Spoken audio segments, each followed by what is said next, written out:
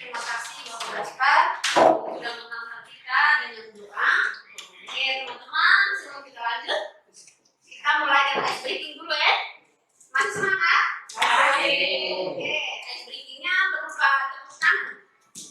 Saya kasih contoh, kalau saya bilang pagi, berarti tepuknya 1 kali. Saya kasih contoh pagi. Siang tepuknya 2 kali. Siang. Malam, kalau malam tepuknya hanya setengah. Jadi jangan bersentuhan tangannya. Oke, coba. Pagi. Siang. Malam. Oke, tujuannya untuk fokus ya. Ulang-ulang sekali lagi. Pagi.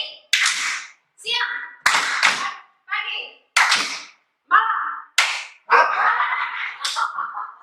Oke, di sini tujuannya supaya kita fokus. Oke, diseminasi budaya positif.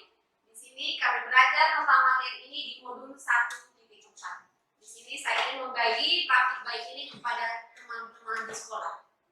Sebelum kita mulai, saya mau tanya dulu kira-kira yang ada dalam pikiran Bapak tentang budaya positif itu seperti apa kira-kira?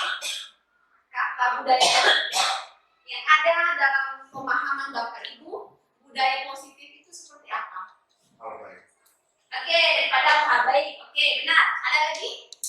Kebiasaan yang baik. Oke, Ibu benar. Kebiasaan yang baik. Dari Pak Tinus?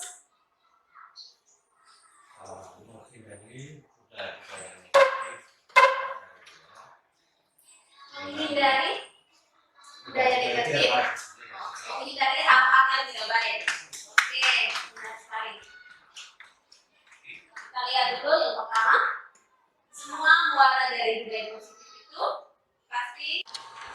Oke teman-teman, yang disampaikan tadi tentang diseminasi budaya itu yang teman-teman sampaikan itu sudah benar. Sekarang kita lihat, perhatikan sama-sama di depan. Semua yang kita sampaikan tadi muaranya itu tentang tujuan pendidikan. Menurut Bapak Ki Hajar Dewantara, tujuan pendidikan adalah menuntun segala kodrat yang ada pada anak-anak agar mereka dapat mencapai keselamatan dan kebahagiaan yang setinggi-tingginya, baik sebagai anggota masyarakat maupun sebagai dirinya sendiri. Oleh sebab itu, pendidik hanya menuntun tumbuh atau hidupnya kekuatan kodrat yang ada pada anak-anak agar dapat memperbaiki lakunya dan hidup tumbuhnya kekuatan kodrat anak-anak. Ya Bapak Mama, seperti yang saya sampaikan sebelumnya, kita datang ke sini sekolah, tujuan kita itu untuk anak-anak. Sama yang disampaikan oleh Bapak Ki Hajar Dewantara, tugas kita itu hanya menuntun dan mengembangkan apa yang dimiliki oleh peserta didik. Kita masuk pada materi kita tentang budaya positif.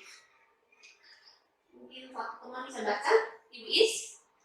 Budaya positif di sekolah yaitu nilai dan kebiasaan di sekolah yang berpihak pada murid agar mereka dapat berkembang menjadi pribadi yang penuh hormat dan bertanggung jawab sesuai dengan profil pelajar. Benar sekali Bapak Mama.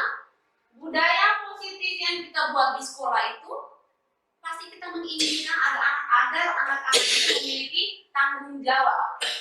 Selain itu ada memiliki rasa hormat, baik hormat terhadap guru maupun terhadap teman mereka. Oke. Dan semua yang dilakukan itu sesuai dengan profil pelajar Pancasila. Oke teman-teman, sebelum kita lanjut, kira-kira nilai-nilai yang terkandung dalam profil pelajar Pancasila itu apa saja? Yang pertama itu apa? Beriman dan bertakwa kepada Tuhan yang Maha Iya, Esa. beriman dan bertakwa kepada Tuhan yang Maha Esa. Yang kedua, Gotong royong, ya, gotong royong. Apa lagi? mandiri, Ada lagi? kreatif, Kebinekaan global. Oke, sekarang kita lihat materi dari budaya positif itu.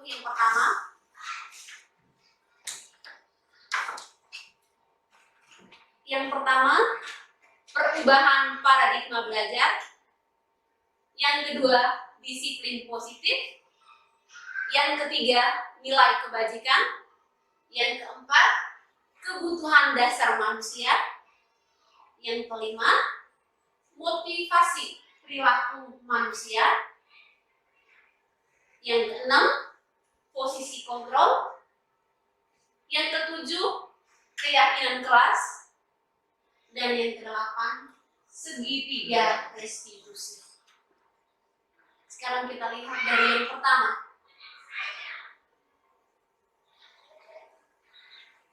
Perubahan paradigma belajar.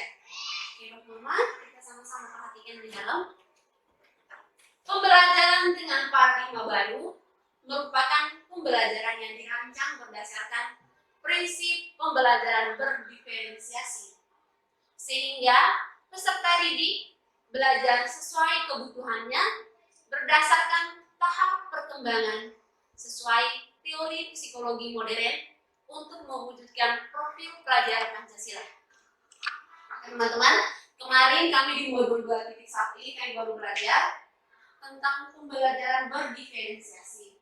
Pembelajaran ini kita sudah lakukan selama ini di kelas, tetapi mungkin selama ini kita tidak paham pembelajaran berdiferensiasi itu seperti apa.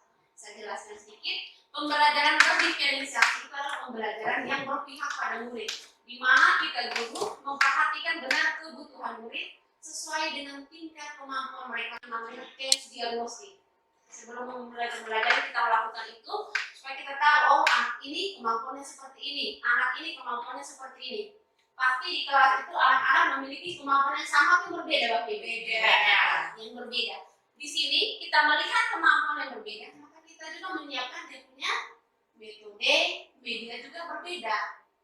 Misalnya, anak yang bacanya lancar, pasti kita kasih bacaan yang sudah lebih panjang, lebih banyak. Sedangkan anak-anak yang bacanya masih di posisi tingkat rendah atau sedang, kita bisa menggunakan bacaan sederhana atau mungkin yang bisa dilengkapi dengan gambar-gambar yang menarik supaya mereka lebih bisa membangkitkan motivasi mereka. Kadang anak-anak melihat bacaan yang panjang, mereka sudah bosan. Oke, dan tujuan semua itu untuk mewujudkan profil pelajar Pancasila.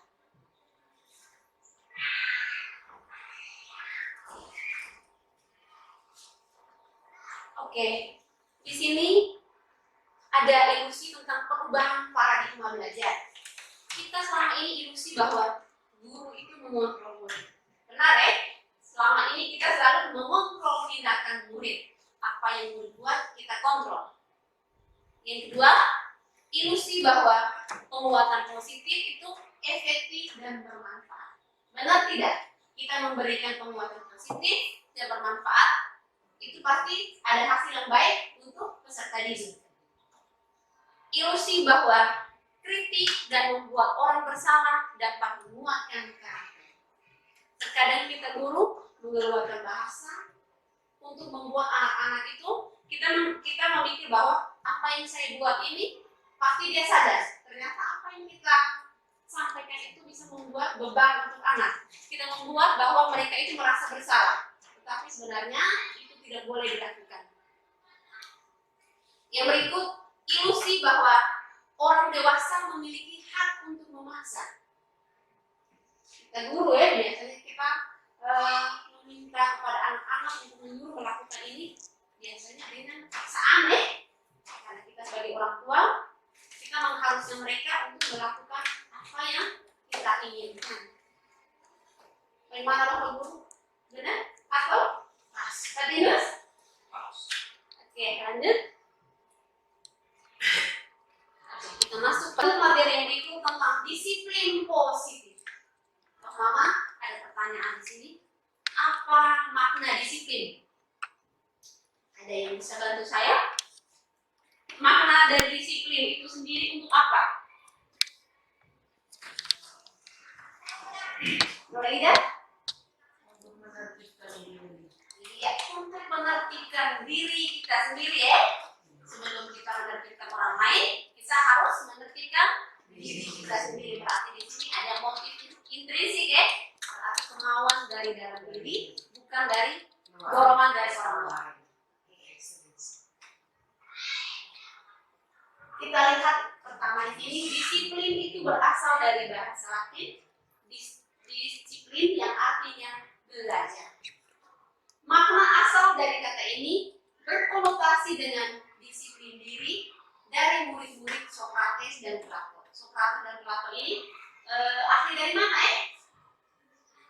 Dari Yunani ya, kalau tidak salah, dari Yunani. Disiplin diri dapat membuat orang menggali potensinya menuju sebuah tujuan apa yang dihargai. Oke teman-teman, kita beralih ke nilai kebajikan yang berikut. Ini ada program dari organisasi Primary Years Program. Oke, kita lihat nilai-nilai kebajikan apa yang dia sajikan. Itu yang pertama ada toleransi, teman-teman mungkin kita bisa baca ya. Yang pertama toleransi, yang kedua rasa hormat, integritas diri, empati, keilmuan, kreativitas, kerjasama, percaya diri, dan komitmen. Dari nilai kebajikan yang ada, coba kita refleksi kira-kira nilai ini kita sudah jalankan belum atau tidak. Toleransi, rasa hormat terhadap siswa, terhadap guru, ya pasti sudah ya. Integritas, mandiri, menghargai, antusias di sini berarti antusias untuk menerima hal-hal baru ya.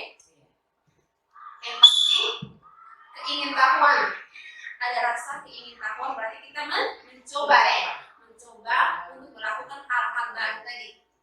terus kreativitas tidak kita dalam pelaksanaan kita selama ini. Kreativitas membuat media pembelajaran, sumber belajar, terus kerjasama. Saya yakin kita di sini kolaborasinya sangat bagus. Terus percaya diri dengan kemampuan yang kita miliki dan komitmen. Oke, lanjut. Yang berikut ada keterampilan hidup atau life skill. Di sini ada nilai yang dapat dipercaya. Apa yang kita buat dapat dipercaya oleh orang. Lurus hati, melakukan sesuatu dengan hati yang lurus, hati yang bersih. Terus menjadi pendengar yang aktif. Tidak merendahkan orang lain. Dan memberikan yang terbaik dari diri. Kita melakukan sesuatu dengan sepenuh hati. Memberikan apa yang kita miliki, kemampuan yang kita miliki, kita berikan yang terbaik dari dalam diri kita, berbagi dengan sesama. Oke. Yang teman-teman bisa paham? Bisa. Sekarang kita masuk pada kebutuhan dasar manusia. Manusia itu pasti memiliki kebutuhan. Yang pertama di sini, kita lihat. Kebutuhan dasar manusia adalah segala sesuatu yang kita lakukan untuk mendapatkan apa yang kita inginkan. Apa yang kita lakukan, apa yang kita kerjakan pasti untuk mencapai kebutuhan dasar kita. Seluruh tindakan yang kita lakukan memiliki tujuan tertentu. Dan semua usaha terbaik yang kita lakukan adalah dalam rangka agar kebutuhan dasar kita terpenuhi dengan baik.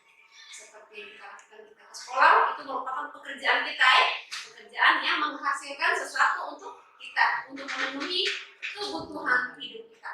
Kita lihat dalam diagram itu, yang di dalam lingkaran itu mungkin tidak jelas, itu kebutuhan untuk bertahan hidup. Terus yang kedua, cinta dan kasih sayang, ada kebebasan, kesenangan, kekuasaan atau penguasaan.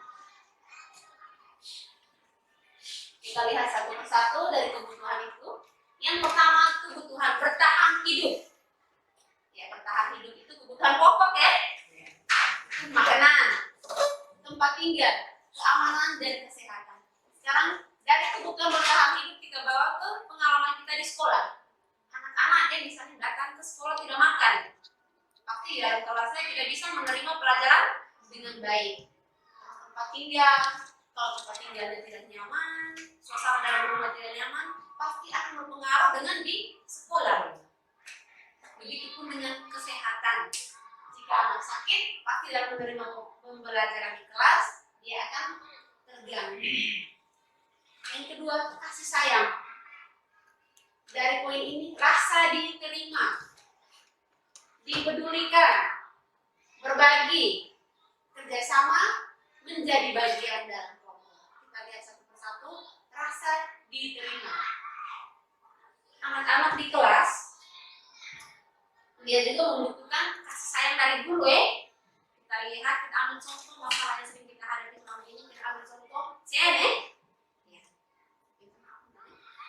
Di rumah mungkin karena orang tua banyak mengabaikan dia, orang tuanya lebih banyak memperhatikan kakaknya yang sakit. Jadi di sini sekolah dia pasti banyak membuat ulah. Sebenarnya dia membutuhkan perhatian dari kita guru ya. Coba kita dekati dia dengan cara yang baik, memberikan dia perhatian. Saya yakin dia bisa berubah ya. Terus dipedulikan. Kalau kita tidak peduli, anak-anak akan semakin masa bodoh. Jadi berbagi, kerjasama di dalam kelas, kita mengadakan mereka untuk kerjasama seperti dalam kerja kelompok, pembersihan lingkungan, piket, dan menjadi bagian dalam kelompok. Jadi itu kita sudah laksanakan. Yang berikut, penguasaan harga diri. Setiap manusia memiliki harga diri. Bukan hanya kita guru, tetapi anak-anak juga memiliki harga diri. Kadang kita mengeluarkan bahasa, kita tidak kontrol, anak-anak juga rasa tersinggung deh. Mungkin mereka tidak lontarkan, mereka tidak jawab, tapi dalam diri mereka pasti mereka merasa. Terus ada keinginan untuk dianggap, memimpin, berprestasi, diakui, dan didengar. Anak-anak juga Jika mereka mau menyampaikan pendapat mereka, kita juga harus dengar. Hanya mungkin selama ini kita kurang memberi kesempatan kepada mereka apa yang mereka inginkan. Selama ini proses yang kita laksanakan itu hanya dari guru yang saja, guru yang memberikan motivasi atau apa segala macam, tapi kita tidak pernah mendengar keluhan atau pendapat dari siswa. Yang berikut, kebebasan. Di sini ada memilih, memiliki pilihan, mencoba hal baru, mampu mengendalikan. Oke, kita kaitkan dengan di sekolah, kebebasan. Anak-anak di sini selama ini kita sudah bagi dalam kegiatan ekskuler, ya.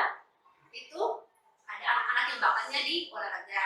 Mereka bebas memilih program yang mereka inginkan sesuai dengan minat dan bakat mereka. Mereka memiliki pilihan. Dengan mereka bebas memiliki pilihan itu berarti mereka mencoba hal baru. Dan yang terakhir, mereka mampu mengendalikan diri. Kebutuhan dasar yang terakhir itu kesenangan. Kesenangan di sini bermain, ada humor, antusiasme dan tertawa. Ingat, kita selama ini selalu membatasi anak-anak jangan beristirahat, kerjakan tugas sampai selesai. Tetapi di sini anak-anak membutuhkan kebutuhan ini, kebutuhan kesenangan.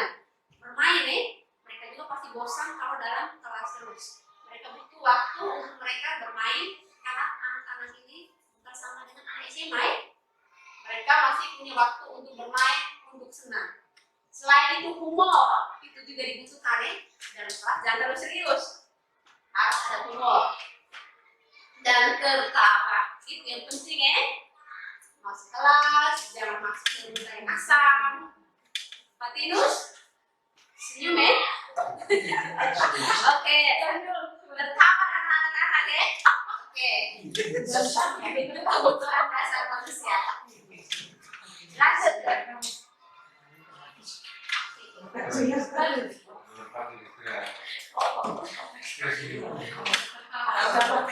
Oke, kita lanjut.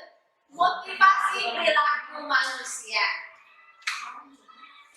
Untuk menghindari ketidaknyamanan atau hukuman, untuk mendapatkan imbalan penghargaan dari orang lain, itu motivasi ekstrinsik Kita datang ke sekolah karena takut mama ini marah. Itu ekstrinsik atau intrinsik? Ekstrinsik. Ya, ekstrinsik Sedangkan yang intrinsik untuk menjadi orang yang mereka inginkan dan menghargai diri sendiri dengan nilai-nilai yang mereka percaya. Kita datang sekolah dengan keyakinan kita untuk disiplin yang lahir dari dalam diri kita, itu merupakan motivasi intrinsik. Kira-kira yang mana yang sering kita lakukan selama ini? Ekstrinsik atau intrinsik? Intrinsik. Ada yang intrinsik, ada yang ekstrinsik. Kedua. Oke. Kedepannya kita harus memilih motivasi intrinsik. Oke, Patinus. Tertawa. Oke, slide ini. Di sini ada hukuman, konsekuensi dan restitusi. Pernah beri hukuman kepada anak toh? Pernah. Saya juga pernah dan sering mungkinnya melakukan dan memberikan hukuman kepada anak. Hukuman itu biasanya tidak terencana atau tiba-tiba. Kita tidak rencanakan akan menghukum anak itu. Misalnya yang datang terlambat, kita langsung hukum toh? Misalnya tidak tanya dulu kenapa kau terlambat, langsung pergi bersih WC atau berdiri di luar berapa jam. Jadi tidak terencana, itu muncul secara tiba-tiba. Dan di sini murid tidak tahu apa yang akan terjadi. Dia datang terlambat, dia tidak pernah tahu apa yang akan terjadi di sekolah sebentar. Guru memberi hukuman atau tidak. Bersifat satu arah. Hanya dari guru memberi hukuman ini. Tidak disepakati bersama siswa. Hukuman itu berupa fisik dan psikis. Berupa hukuman fisik, mungkin kita pukul, kita cubit. Psikis berupa kita punya kata-kata. Konsekuensi. Kalau konsekuensi dia itu terencana, disepakati sesuai dengan aturan. Misalnya aturan pada hari Senin semua menggunakan seragam yang lengkap. Jika kau melanggar konsekuensi tersebut, melanggar peraturan yang dibuat, hukumannya misalnya sampaikan memang, oh kalau kau tidak pakai seragam, hukumannya kau bawa apa gitu. Berarti dia sudah tahu, kalau saya tidak pakai seragam, konsekuensi yang saya harus buat, berarti saya bawa apa misalnya, atau saya bersih WC. Itu yang namanya konsekuensi. Tetapi konsekuensi yang dibuat, murid tetap dibuat tidak nyaman. Yang berikut, sikap guru selalu memonitor murid. Dengan aturan yang kita buat, kita mulai lihat, oh kamu tidak pakai sepatu hari ini. Ya di situ fungsi kita sebagai kontrol tadi, kita selalu memonitor murid. Yang ketiga, ini restitusi yang mungkin baru kita dengar. Proses menciptakan kondisi bagi murid untuk memperbaiki kesalahan. Di sini juga ada proses kolaborasi yang mengajarkan murid untuk mencari solusi. Berbeda dengan hukuman dan konsekuensi. Yang diharapkan yang kita lakukan adalah restitusi. Nanti pada slide berikut ada penjelasan tentang restitusi. Prof. Mama bisa paham sampai di sini? Yang berikut, 5 posisi kontrol guru. Kita lihat sama-sama ya.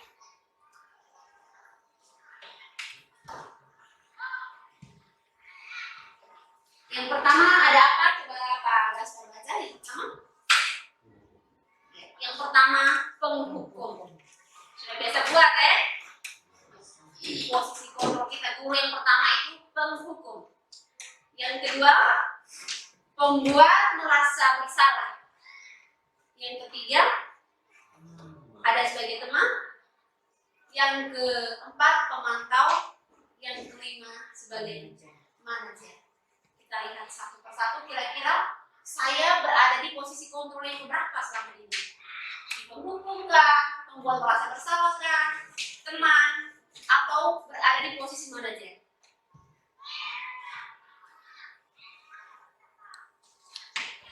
Ini ada kasus, yang buat satu contoh kasus. Siswa yang tidak memakai atribut lengkap pada saat upacara bendera. Hormat bendera selama 1 jam karena dia tidak memakai atribut. Yang kedua, berapa kali ibu atau bapak harus memberitahu kamu? Kamu selalu saja mengecewakan ibu. Misalnya kita panggil anak itu, saya sudah sampaikan ulang-ulang, tapi kamu selalu mengecewakan saya. Itu kontrol, membuat merasa bersalah. Ada kata-kata kita, kalimat kita, itu yang membuat mereka merasa bersalah. Dalam hal ini pasti mereka merasa tertekan. Oke, kita lihat fungsi kontrol yang berikut.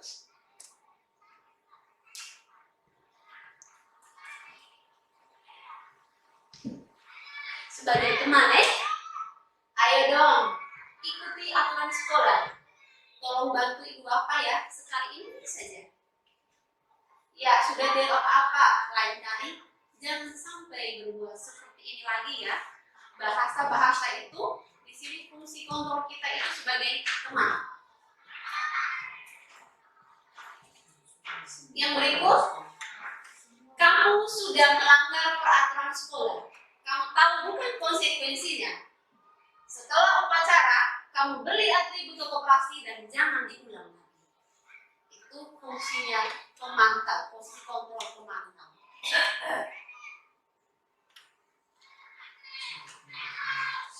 Yang terakhir, posisi kontrol manajer. Apakah kamu tahu kesalahanmu? Kira-kira bagaimana kamu memperbaiki kesalahanmu? Oke, Bapak Ibu, dari 5 posisi kontrol ini kira-kira menurut Bapak Ibu yang terbaik untuk kita lakukan di sekolah itu kira-kira posisi kontrol yang mana? Oke, sama dengan satu-satu ya. Dan Bapak Gaspar kira-kira memilih posisi kontrol mana yang baik ini diterapkan di sekolah? Dan saya buat 3, 4, 5.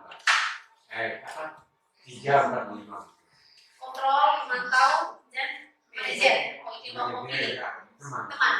Oke, teman, pemantau, dan manajer. Yang terbaik.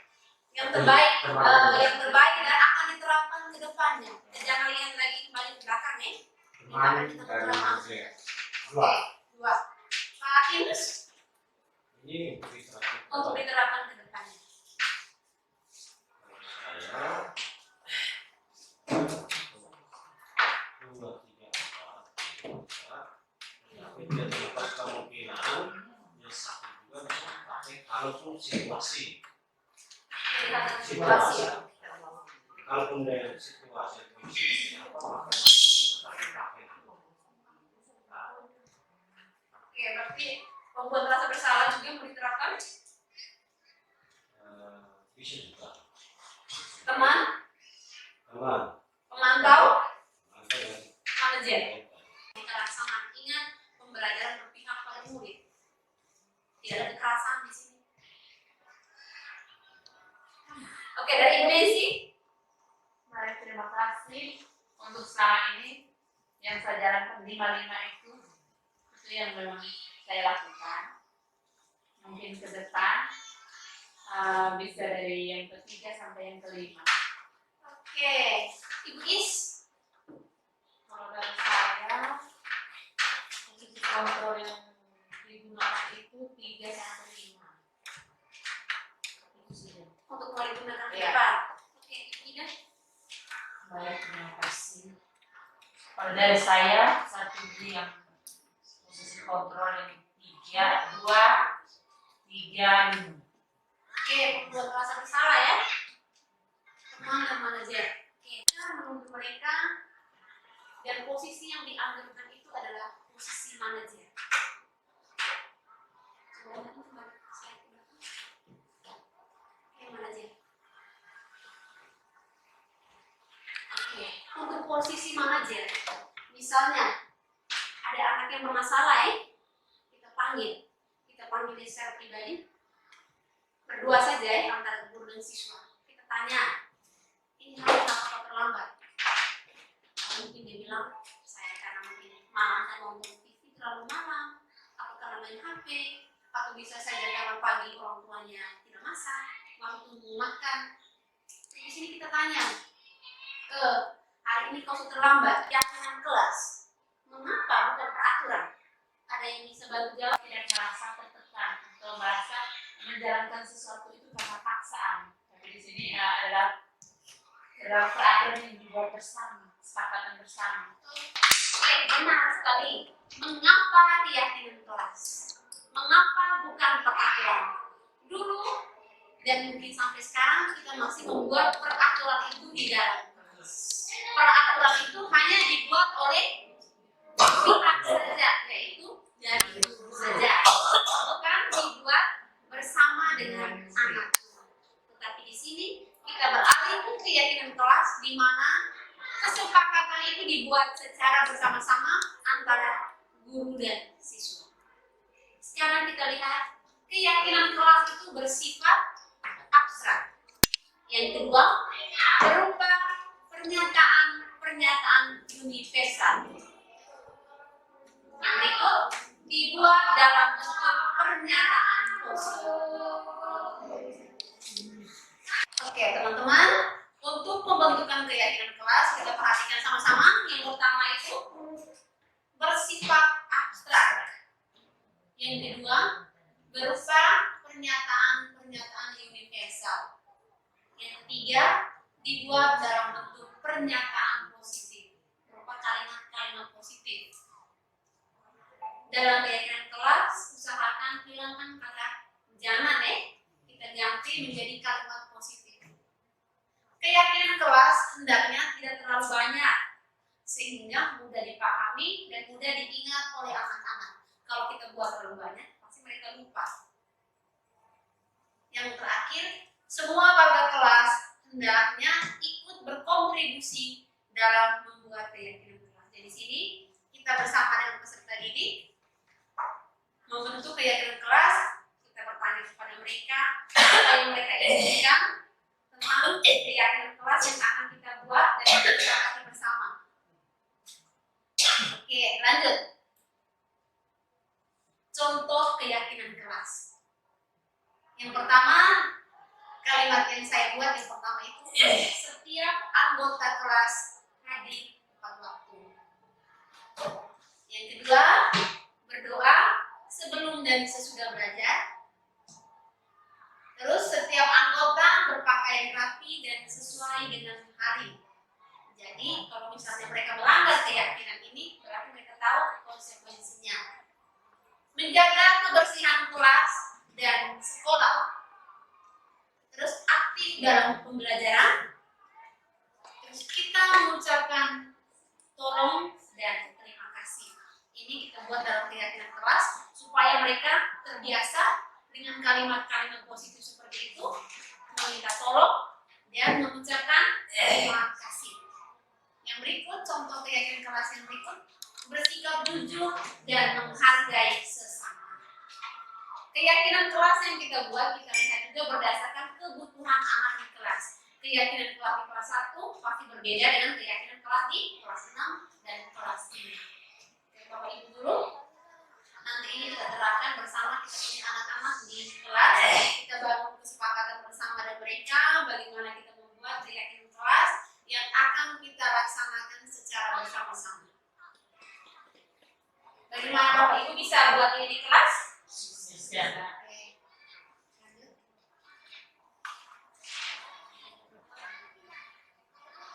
Kita beralih ke materi yang berikut tentang segitiga restitusi. Segitiga restitusi adalah suatu proses dialog yang dijalankan guru agar dapat menghasilkan murid yang mandiri dan bertanggung jawab. Di situ ada contoh segitiga restitusi. Yang pertama itu menstabilkan identitas. Yang kedua, validasi tindakan yang salah. Yang ketiga, menanyakan keyakinan.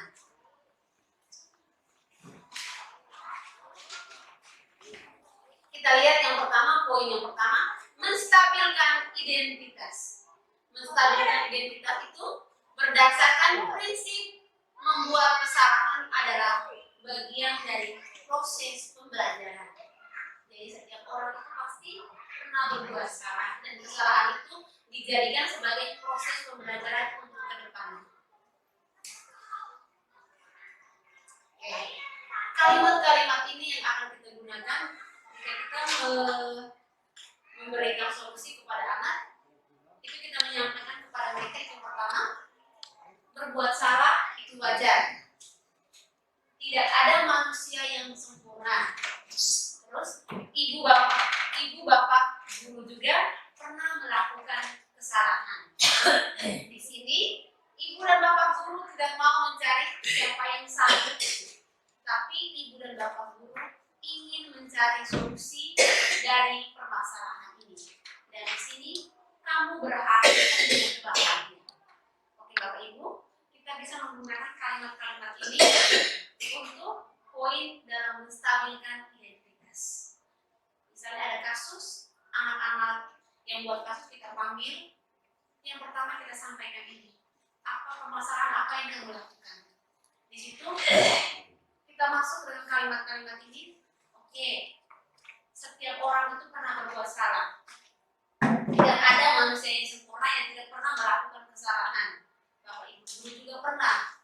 Tetapi di sini kita sebagai guru ingin membantu mereka mencari solusi atau permasalahan yang mereka lakukan.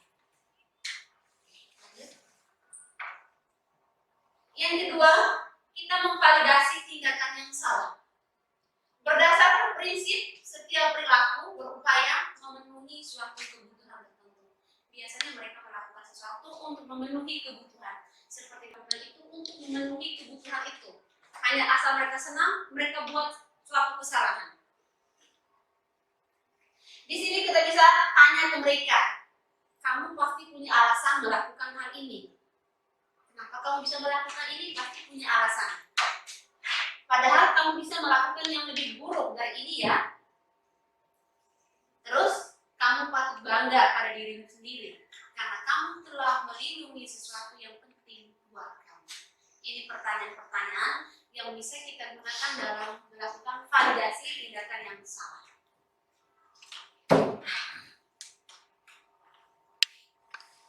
Yang terakhir, menanyakan keyakinan. keyakinan tadi kita sudah buat bersama anak-anak, kita bangun bersama mereka atas kesepakatan bersama. Di sini berdasarkan prinsip teori kontrol bahwa pada dasarnya kita termotivasi secara intrinsik, bukan secara ekstrinsik. Kalau mereka berbuat masalah, kita panggil, kita validasi mereka punya tindakan tadi. Sekarang kita menanyakan keyakinan. Apa keyakinan kelas kita? Misalnya anak-anak yang mencuri dalam kelas, kita panggil, apa alasan dia mencuri? Paling pertama kita sampaikan dulu bahwa setiap orang itu pernah berbuat salah. Setelah itu kita tanya, apa alasan untuk mencuri? Kalau dia sudah sampaikan itu, terakhir kita tanyakan tentang keyakinan yang kita sudah bangun bersama dengan mereka yang sudah buat. Kira-kira keyakinan kelas mana yang kau melanggar hari ini? Misalnya, kau tidak jujur. Nilai-nilai apa yang telah disepakati bersama? Misalnya, nilai kejujuran. Oke, kau sudah sepakati nilai kejujuran. Kenapa kau melanggar keyakinan yang kau buat? Kira-kira gambaran apa yang ideal menurut kamu? Gambaran apa yang baik menurut kamu? Dia bilang, oh hari yang saya lakukan hari ini tidak baik. Kalau tidak baik, kamu ingin menjadi orang seperti apa? Apa yang kamu mau buat untuk keluar dari permasalahan ini? Misalnya dia menjawab, dengan meminta maaf kepada teman, tidak akan melakukan kesalahan yang sama, dan mengembalikan barang yang dia sudah curi tadi.